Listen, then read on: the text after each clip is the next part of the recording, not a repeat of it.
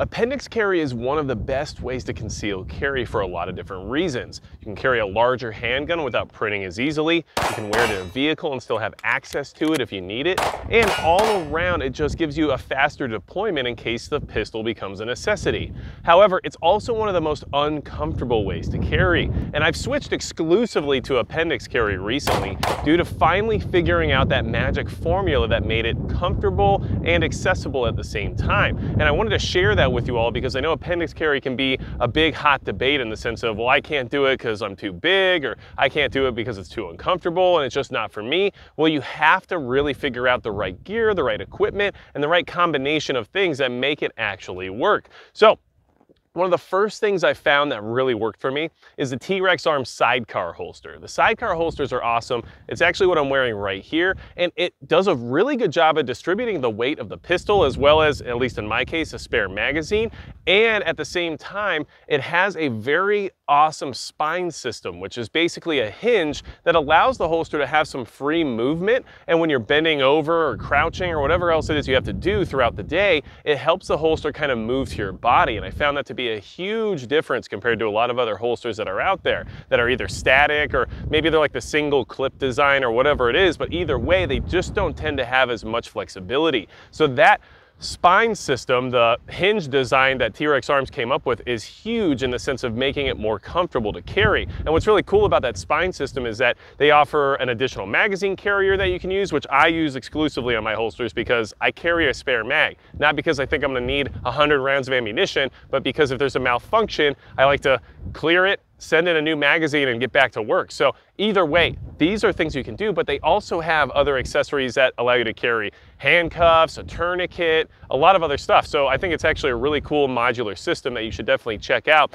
But that holster itself made a huge difference in my ability to appendix carry. And I was shown this by one of the trainers at Garrison Readiness Group, and training is huge, and a lot of what you get in training isn't just the actual firearms training itself, but sometimes they'll share knowledge with you about what they see working and not working in their classes. And obviously the T.REX Arms Sidecar holster was one of their suggestions. Now, not only is that holster awesome and really helped me move forward in the sense of being able to appendix carry, and like I said, appendix carry is great because I can carry anything like this Glock 45, which is basically a full-size duty handgun right here, no problem, concealed, or I can go to something smaller like this P365 XL from Sig Sauer, which is a little lighter, a little bit more comfortable, and a lot better to wear with just a t-shirt. But either way, they have all those different options for you, and it lets you have access to something that's a little bit more capable. But the other part of the equation that was really important to me in the sense of appendix carry was the belt. You have to have a good belt system, and a lot of people make some mistakes when it comes to appendix carry, especially regarding the belt. What I found is that I'm using a Core Essentials belt right now that has the ratcheting system, and I think the ratcheting system is a must-have. Now you can get that from Core Essentials. I think Next Belt also makes it. There's a lot of companies making that ratchet system right now, but the reason you want the ratchet system is because it has a feature where if you release the ratchet, it will then loosen based on the amount of pressure put on the belt. And what's nice about that is if you were to sit in a vehicle or maybe sit down to dinner or whatever else it is, you press the button on that buckle and it lets the belt out just enough for how much pressure your body's putting on it. So it makes everything like driving and everything else a lot more comfortable because you're putting just the right amount of pressure onto the belt to keep it where it needs to be, but it's also not constricting you to the point of it being uncomfortable. And one of the biggest mistakes that I've personally made that I know a lot of people make when it comes to appendix carry is tightening the belt too tight. They want to cinch that sucker down so tight so that way the butt of the gun is really pushed into their stomach and really hidden and doesn't print or anything like that. But the problem with that is if you have it too tight, it makes everything uncomfortable, especially in the pelvic area. So one of the things you have to get used to with the appendix carry that I found to be very helpful is just loosening the belt a little bit. It doesn't need to be ultra super tight. Give yourself a little bit of flexibility, a little bit of leeway, and you'll be surprised with how much more comfortable the carry is for you and how much little difference the printing is when it really comes down to it. Torquing down on the belt might seem like a good idea, but I guarantee you, you will bruise yourself and you will be in pain in an area that you do not want to be in pain in. So that's a huge mistake I see a lot of people make when they appendix carry. They tighten everything way too tight, and then next thing you know, they're uncomfortable, they don't like it, and they switch back to 4 o'clock carry or whatever it is. You'll also want to make sure that you have your belt buckle off to the side so you can appendix carry with the holster clips more easily. So honestly, when it comes to the right equipment, you gotta have the right belt, which, like I said, this is a core belt. This is the ratcheting system, which is definitely something you need to have, at least in my opinion. I think it really makes a difference when it comes to appendix carry. And you gotta have the right holster system, which, at least in my opinion, is gonna be the T.REX ARMS Sidecar holster. Now, I know Tier 1 Concealment makes a great holster as well, and I actually ran their cold start drill today while appendix carrying, just to kind of give you an idea of a drill that you can use to your advantage to be more proficient with your firearms in the sense of concealed carry. And honestly, I'm just showing you my cold start, which was awful. But you know what? That's why I have to improve and keep getting better. And some days I have a good cold start, and other days I have a bad one. But a cold start drill is great because guess what? That's what you're gonna look like when you actually need to draw and use your firearm. All right, so I'm about to do the Tier 1 Concealed Cold Start drill, which is a great concealed carry drill. You can go ahead and check it out on their website if you want to see exactly what the drill consists of. But let's get it going, and just to show you how easy and functional appendix carry can be, and especially when you're using this equipment.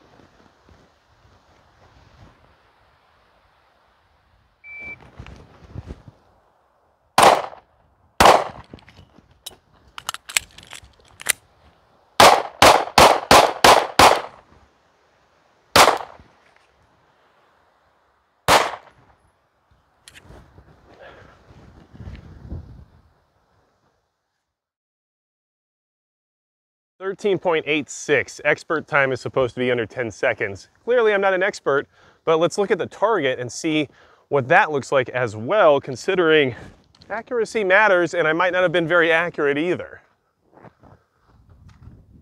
All right, so here's the results of that cold start drill. As you can see, so we had a miss here, right on the edge over here. And then I've got 1, 2, 3, 4, 5 here in the center with a miss over here for the 6th shot.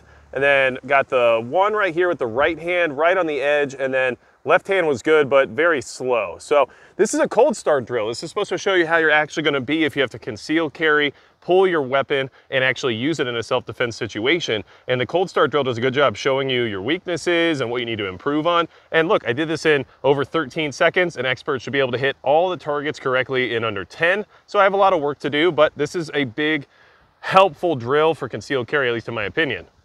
So at the end of the day, you got to choose something that works for you. So make sure that you do your research and find out what is going to work for your weapons platform and for the light you're running and everything else. T.REX Arms, they have excellent holsters, but they are very particular about what kind of firearms they offer holsters for. And if you don't get a redundant trend when you're looking on their website, they basically only offer holsters for what a lot of people would consider to be like top quality handguns and top quality lights. They're not going to make holsters for Olight. They're not going to make holsters for Taurus. It's just something they don't really do. So keep that in mind. But at the end of the day, if you want to appendix carry and you want to do it right, this is the best combination in my opinion for doing that. And don't over tighten your belt, because that is the one that gets a lot of people, and it even got me early on. And if you're really big, but you really want to appendix carry and none of this stuff works for you, the one other option I would suggest is maybe running a J-frame revolver in a crossbreed appendix carry holster, because you know what, when I had more of a gut, and that's what I had on me at the time, especially living in California, I can tell you